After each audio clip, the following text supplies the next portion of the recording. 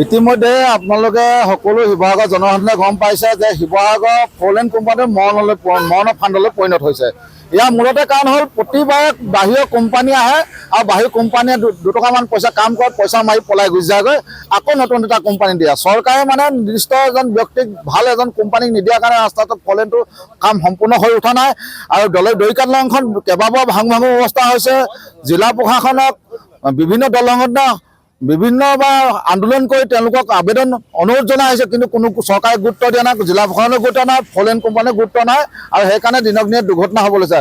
তাৰ পৰিতাপ হিচাপে যোৱাকালি ৰাতি 11:30 বজাত দৈকাত দলঙৰ সমীপত এখন গাড়ী এক্সিডেণ্ট হৈ দুজন স্থানীয় যুৱক প্ৰাণ হেৰুৱাবলগীয়া হৈছে। তেনেকুৱা ধৰণৰ বহুত যুৱক ইতিমধ্যে দুৰ্ঘটনাত পৰিণত হৈছে আৰু বহু পংগু হ'বলৈ হৈছে। আৰু কিমানজন মৃত্যু হ'ব, কিমানজন পংগু হ'লে চৰকাৰে বা ফ'ৰলেন কোম্পানীয়ে সাৰ পাব, ই এক পৰিতাপৰ বিষয় হৈ পৰিছে।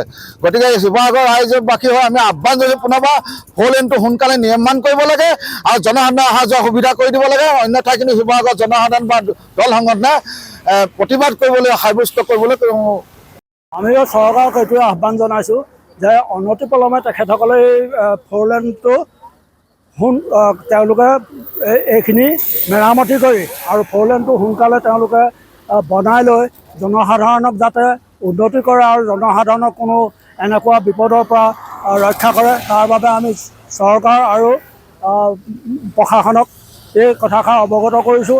আৰু তেখেতলোকে যাতে আমাৰ এই ৰাইজৰ অনুৰোধ আৰু এইখিনি তেখেতলোকে গ্ৰহণ কৰে আৰু গ্ৰহণ কৰিলে আমাৰ জনসাধাৰণৰ এই মৃত্যুৰ মুখৰ পৰা যাতে তেওঁলোকে হাত হৰুৱাই, এই আমাৰ তেখেতসকললৈ আহ্বান।